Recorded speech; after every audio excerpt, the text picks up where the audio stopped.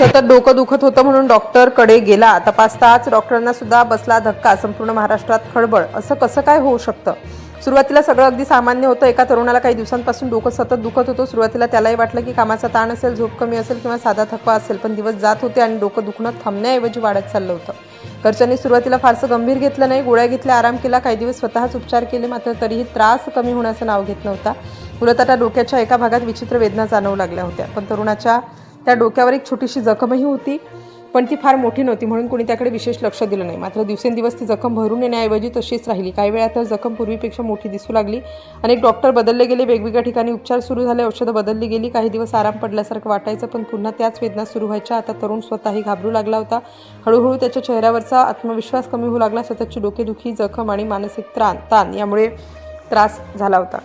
रात्री झोप लागत नव्हती. डोक्यात नेमकं काय सुरू आहे हे कोणालाच समजत नव्हतं. काही दिवसांनी घरच्यांनी मोठ्या रुग्णालयात जाण्याचा निर्णय घेतला, कारण आता परिस्थिती साधी राहिली नव्हती.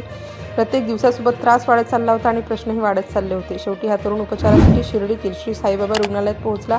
येथे अनुभवी डॉक्टरांनी त्याची माहिती घेतली. सुरुवातीला डॉक्टरांनाही हे प्रकरण सामान्य प्रकरण वाटलं. मात्र तपासणी सुरू झाल्यावर काही गोष्टी डॉक्टरांच्या लक्षात येऊ लागल्या. जखम वरून दिसत होती, त्यापेक्षा आतून जास्त गंभीर दिसू शकते अशी शक्यता निर्माण झाली. डॉक्टरांनी पुन्हा सविस्तर विचारपूस केली. वेदना नेमक्या कधी सुरू झाल्या, किती वेळापासून होत्या, जखम कशी झाली, आधी उपचार का झाले की नाही झाले.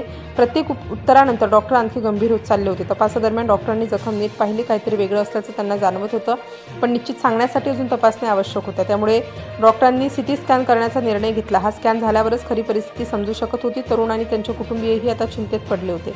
स्कॅनसाठी तरुणाला पाठवण्यात आलं. मशीन सुरू झालं. काही मिनिटात रिपोर्ट तयार होता.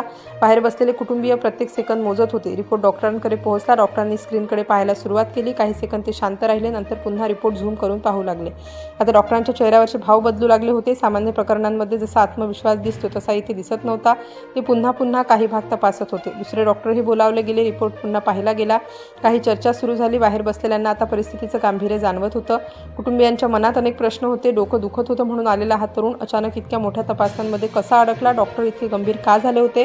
दरम्यान त्या तरुणालाही काहीतरी चुकीचं असल्याची जाणीव होऊ लागली, कारण साध्या डोकेदुखीसाठी इतक्या चर्चा क्वचितच होत असतात.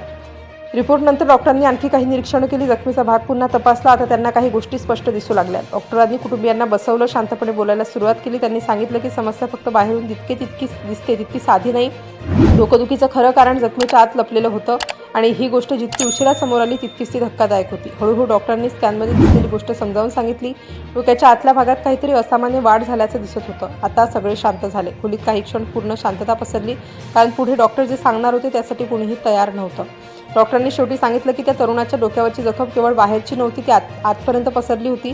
तपासणीनंतर समोर आलं की त्याच्या डोक्यात गंभीर संसर्ग आणि जखमेच्या आत खोलवर नुकसान झालं होतं, ज्यामुळे सतत डोकेदुखी होत होती.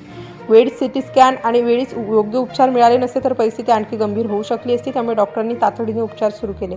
या घटनेने एक गोष्ट पुन्हा सिद्ध केली: सतत होणारी डोकेदुखी, भरून न येणाऱ्या जखमा किंवा शरीर देत असलेल्या इशाऱ्यांकडे दुर्लक्ष करणं कधीकधी खूप महागात पडू शकतं.